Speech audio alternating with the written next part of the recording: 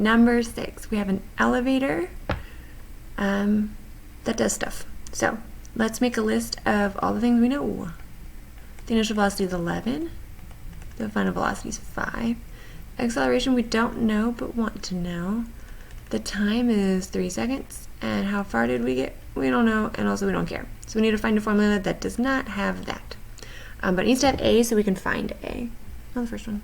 Okay, so final velocity equals initial velocity plus AT. The final velocity is 5. The initial velocity is 11 plus, we don't know what A is, and T is 3.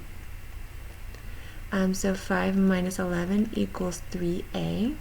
So negative 6 equals 3A. So we divide both sides by 3.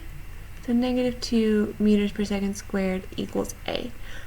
So that means like we were on our elevator and we were going, here's our elevator. Hello, I'm in an elevator.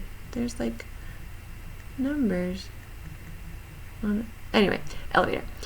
So we were going 11 meters per second, and then when we got up here we were only going 5 meters per second. So we slowed down, which means that the acceleration is pulling us down.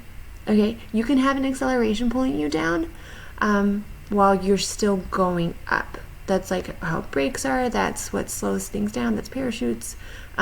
Slowing down, deceleration, that's a negative acceleration. So we have a downward acceleration even though we're moving upwards. We're just moving upwards slower than before. Okay, if this was given enough time, eventually it would get up here and then be accelerating, go faster, faster that way. That's what negative acceleration means. So eventually it means speed up, but if we're going the opposite direction, first it means slow down. That's what's happening there. Okay, so that's why we got a negative number, and that's why you need to pick going down. Okay, that's number 6.